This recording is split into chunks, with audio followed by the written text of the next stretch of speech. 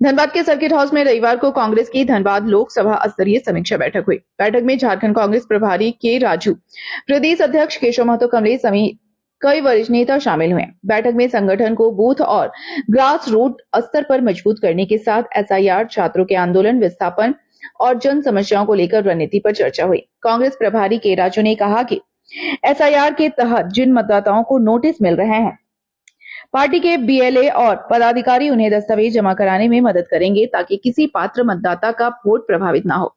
उन्होंने धनबाद लोकसभा चुनाव में हार की कमियों को स्वीकार करते हुए संगठन को जमीनी स्तर पर मजबूत करने की बात कही।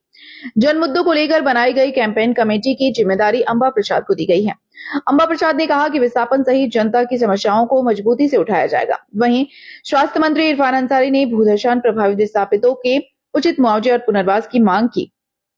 उन्होंने कहा कि प्रभावित लोगों के साथ सौतेला व्यवहार नहीं होने दिया जाएगा। छात्र आंदोलन को लेकर इरफान अंसारी ने कहा कि किसी छात्र को मेडिकल इमरजेंसी होने पर सरकार मुफ्त इलाज उपलब्ध कराएगी।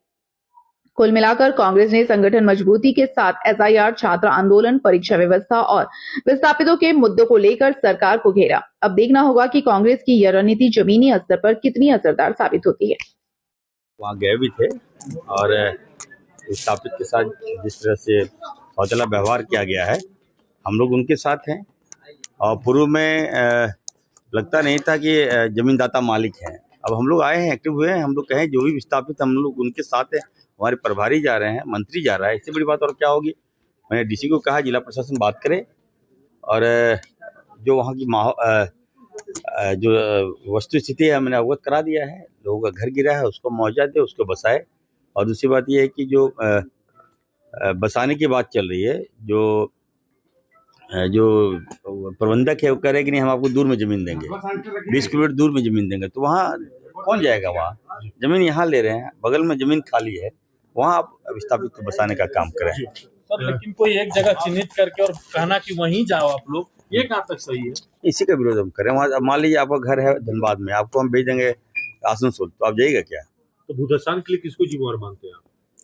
नहीं, वो जो बीसीसीएल जो क्या कर रही है, आपके पास नई नई तकनीक है, अब उसका उपचार कीजिए।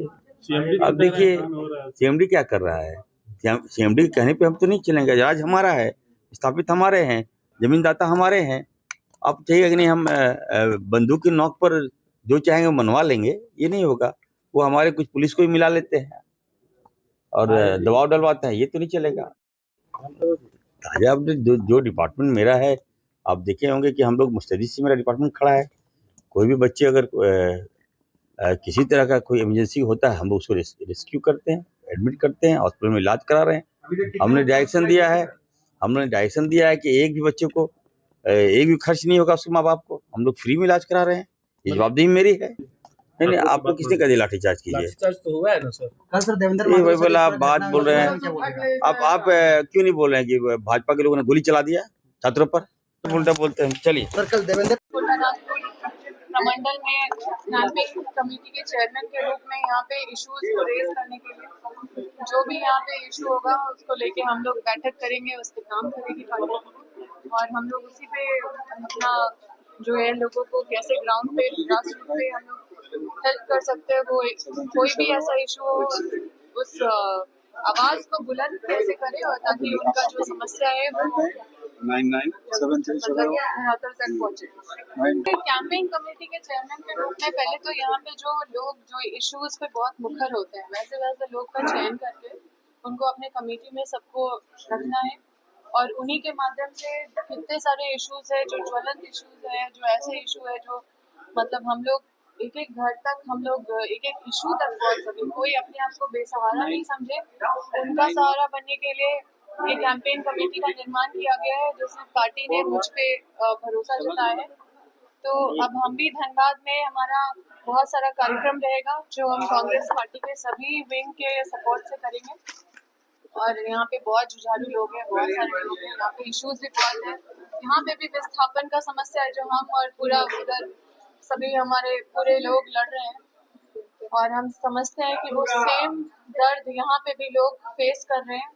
तो अब इसको और बुलंदी देने के लिए और इसको उस लेवल तक ले जाने के लिए जहाँ पे ये समस्या समाधान की ओर बढ़े, तो हर समस्या समाधान की ओर बढ़े कैसे, उसके लिए हमारी कैंपेन कमेटी काम करे। सुनिए, ये छात्रों के इश्यूज पर आप सभी को मैं जानकारी देना चाहते हैं।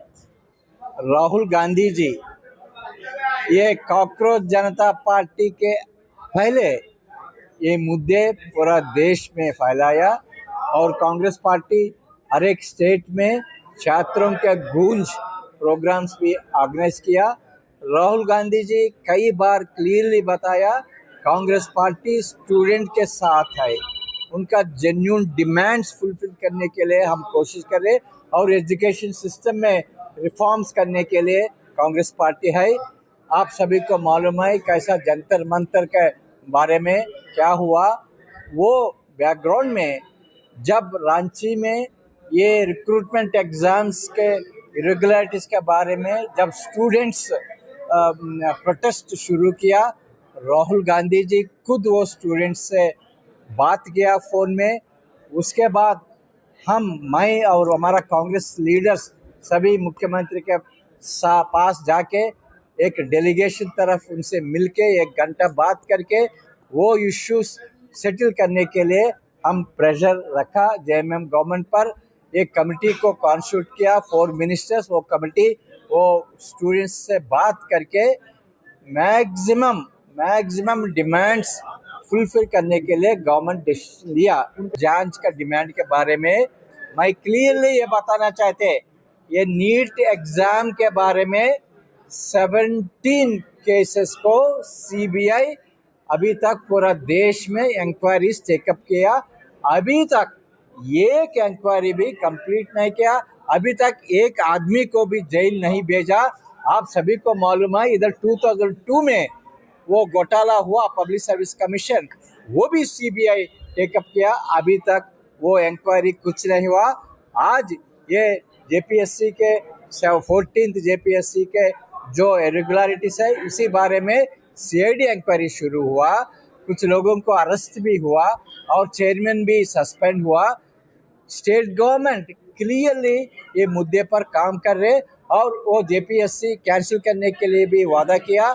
और दूसरा मुद्दा ये पेंडिंग ये है, ये सीजीएल जेएसएससी का सीजीएल का कैंसिल करने में उसमें स्टेट गवर्नमेंट को कुछ लीगल इश्यूज है, वो देख के वो ये कैसा ये सेटल करेंगे वो ट्राई करेंगे। कल राहुल गांधी जी चीफ मिनिस्टर को एक लेटर भेजा, वो लेटर ने क्लियरली बताया आप जल्दी से जल्दी ये इश्यूज रिजॉल्व करिए।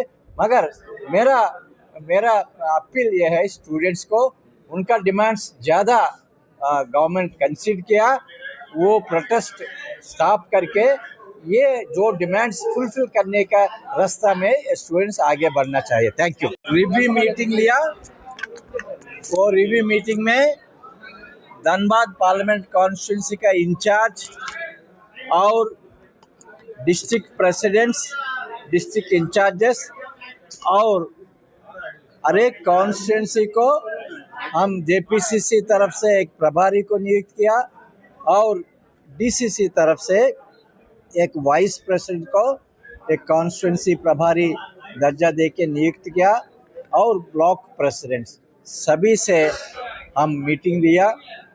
वो मीटिंग में जो एजेंडा हम डिस्कस किया, सबसे पहले ये पूरा टीम ग्रास रूट लेवल पर क्षेत्र स्तर पर कांग्रेस पार्टी ऑर्गेनाइजेशन को मजबूत करने के लिए काम करना पड़ेगा।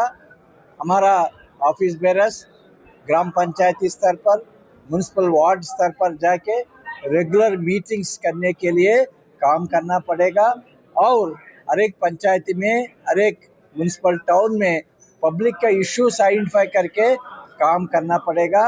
और नेक्स्ट एजेंडा, इम्पोर्टेंट एजेंडा ये है, धनबाद पार्लियामेंट कॉन्स्टिट्यूंसी में बहुत ज़्यादा लोगों को वोटर्स लिस्ट का एसआईआर के बारे में नोटिस आ रहा है। हर एक नोटिस के बारे में वोटर्स को समर्थन देके जो सर्टिफिकेट सबमिट करके उनका वोट बचाने में हमारा बीएलएस के साथ हमारा ब्लॉक प्रेसिडेंट्स काम करना पड़ेगा। दोनों डिस्ट्रिक्ट प्रेसिडेंट्स उनका डिस्ट्रिक्ट्स में पब्लिक का इश्यूज आइडेंटिफाई करके पार्टी वो इश्यूज पर काम करेंगे। धनबाद में विस्थापित